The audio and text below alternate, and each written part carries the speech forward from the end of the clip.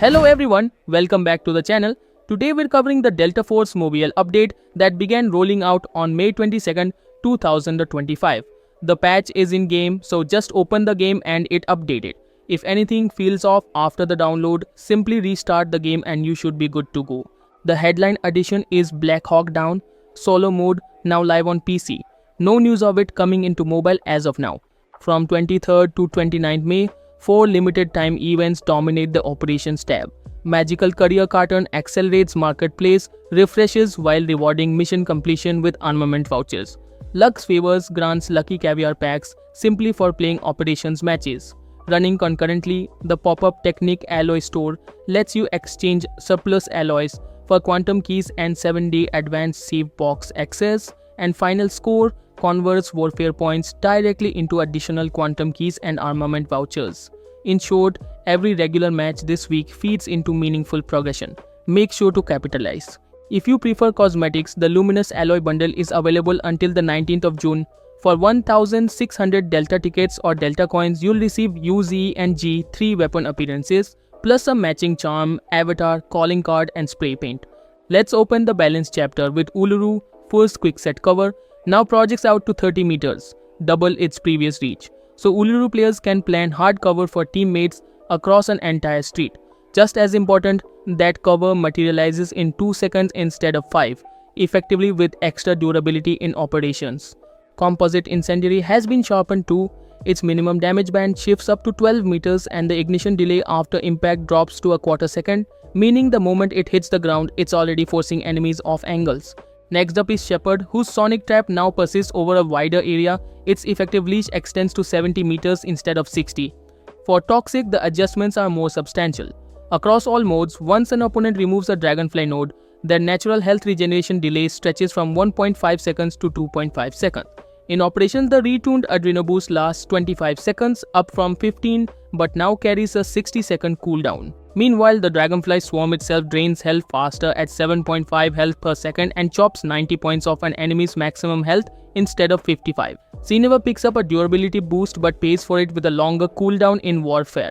First, the Grapple Gun's hook has a smaller hitbox and refined bending logic, so opponents find it harder to shoot in both modes. In operations, the EOD shield is sturdier. The observation window now holds 250 HP on PC and 175 on mobile, and each shield bash costs just 25 stamina instead of 30. A damage calculation bug against elite enemies is also fixed, so what you see is what you hit. To balance these advantages, Victory Unite lengthens the EOD cooldown from 45 to 75 seconds. Luna gains a subtle but welcome boost to her precision kit. The Volt Arrow's effective splash radius expands from 4 to 5 meters in all modes, letting you tag clustered enemies without threading a perfect line of sight. In operation, its base damage against standard soldiers climbs from 17 to 25, turning near misses into reliable knockdowns and making Luna more competitive. For Nox, crowd control remains the theme, but with a sharper risk-reward curve. Across both modes, the tactical flashbang now travels farther and leaves your hand at a slightly higher angle, widening viable throw trajectories through windows and over cover. In operations, the cooldown stretches from 30 to 45 seconds, so each toss carries more weight. Warfare sees a bigger structural change. The flashbang shifts to a charge system, 1 charge by default, 2 at max, with a flat 45-second recharge per stack. The upshot is better flexibility for quick back-to-back blinds, balanced by longer downtime if you expend both charges in a single push. Weapon changes. Across both modes, the M14 kicks harder in its opening shots.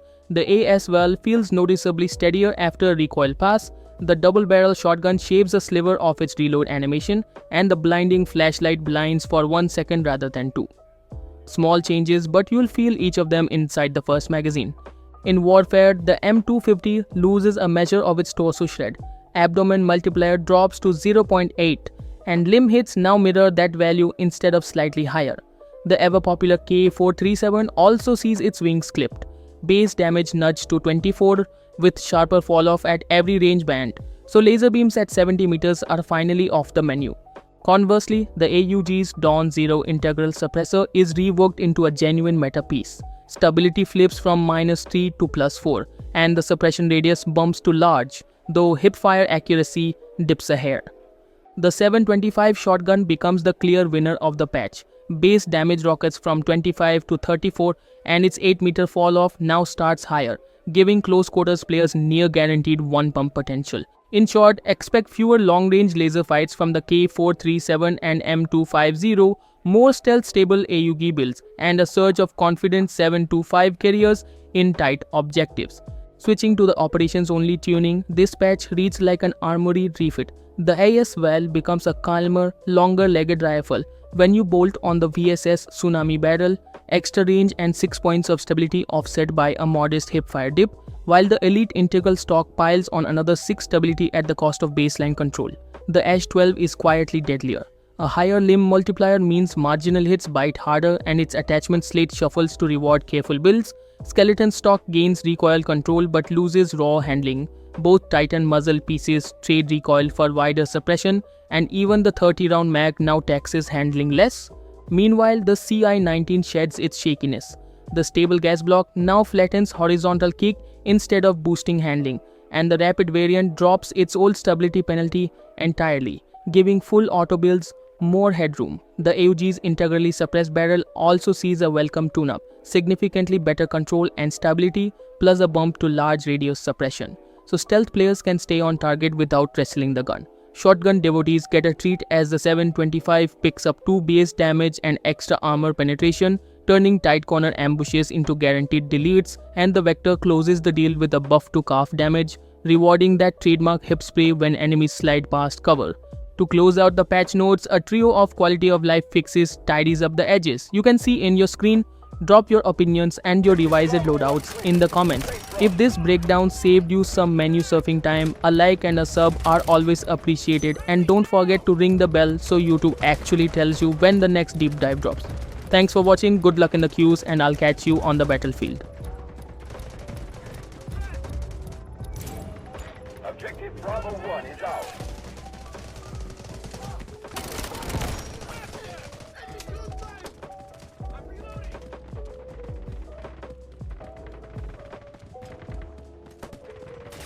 Bravo 1 is under attack.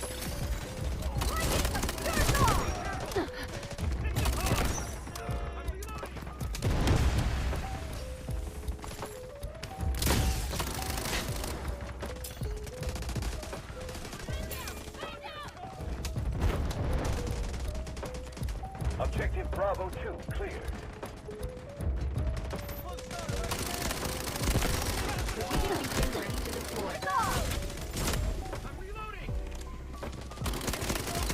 Allied troops launching an assault on objective Charlie.